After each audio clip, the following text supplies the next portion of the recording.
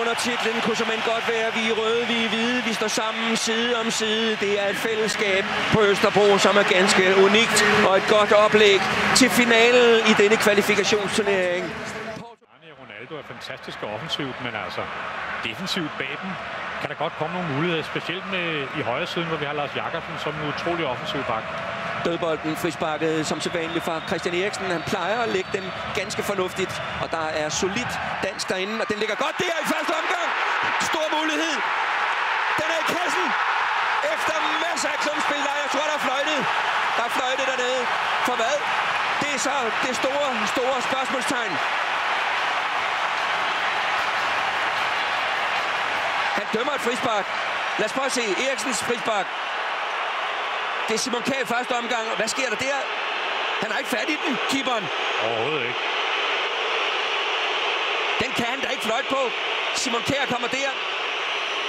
Bentner i anden omgang, og så tror jeg, det er Silberbauer, der finder den ind over stregen. Kvist gør det sikkert. Ej, nej. Nu bliver vi jo ofte kritiseret. Simon Kjær. Simling. Bentner. Han har Christian Eriksen med sig. Og Grundeli på venstrekanten. Og igen over for Peter Henner. Det er godt, det der Grundeli. Jeps! Den er der! Super spark, super træk. Han tager indenom denne gang, i stedet for at gå venstre om Peter Henner. Og så hugger han til den lille Brøndby-mand. Via stolpen, via en fod godt nok. 1-0 må siges at være fortjent, og det er ikke fordi jeg er dansker. Nej, og du har helt ret. Det er fuldt fortjent. Det er Danmark, der har haft spillet. Det er Danmark, der har skabt chancerne. Og det er et rigtig flot dansk opspil. Og sikke en afslutning. Prøv at se her. Bolden bliver kørt. Christian Eriksen lægger den ud. Og se en udfordring. Han aner ikke, hvad han gør, Peter Henner. Og så laver han lige den der lille Grundeli, som også scorede et fremragende mål imod Cypern. Og her, efter knap 13 minutter, så er Danmark altså foran med 1-0. Hans tredje landskampsmål.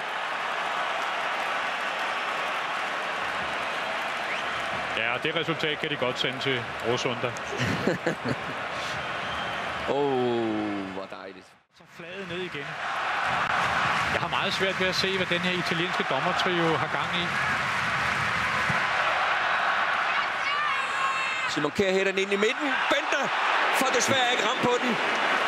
Men mulighederne er der, og de kommer hele tiden.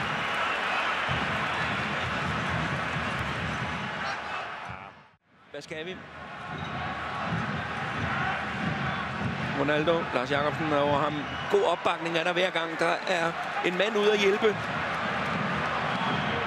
Når Lars Jacobsen eller Silberbauer står overfor. Det er godt spil af Christian Eriksen til Rommedal. Der er stadig Dennis Rommedal, og det er den, yes! Yep. Fremragende dansk opspil. Christian Eriksen, Rommedal, Niklas Bentner. De tre enere på det danske hold. Hvis vi kan tillade os at pille dem ud fra kollektivet. Danmark foran med 2-0. Det er super mål igen. Altså opspillet i en periode, hvor vi er trykket baglæns faktisk. Jamen, vi spillede helt ud af brættet af portugiserne, og så får vi bolden, og så snorks over halvdelen af det portugisiske hold, men sikke et løb af Rommedal, og sikke en aflevering. Se her, der står Pelles Næse der, og så kører raketten. Og Bentner søger ind i midten, og det er en foræring. Ja, kommer alt for sent. En dejlig foræring. Men det er udnyttelsen 100% af alle tre. Det, som Christian Eriksen kan, han kan se det. Det, som Rommedal kan, han kan løbe. Og det, som Bentner kan, han kan være på pletten. Må ikke det kunne give lidt ro i det danske opspil. Bentner fikst Eriksen. Og Rommedal kommer der. Ja, hvorfor ikke? Det er godt, det der. Så laver han sådan en feber derinde i kassen der, men det er super godt omstillingsspil igen for de tre, som kan noget særligt. Godt sammenspil mellem. Sådan, Christian Poulsen. Glimrende. Grundeli. Simon Poulsen. Og for Pereira. Ja. Hvorfor ikke? Og så kommer den muligheden der for Jakob Poulsen. Nej! Jakob Poulsen. da op nogle muligheder, der har været her. Ja, det er jo klart, at portugiserne kommer frem og bliver fanget. På samme måde, som vi blev en periode i kampen. Tilbage i muren. Og han kan altså sparke som ingen anden. Der! Øj. Den dykker simpelthen over i krogen. Han sparker oven i bolden på en eller anden fantastisk måde, den mand. Ja, vi må det er verdensklasse. Det er verdensklasse. Et utroligt flot sparket frispark. Den bliver smækket over i det lange hjørne. Tag det med som en del af underholdningen af fodboldkunsten, det her. Det er fantastisk.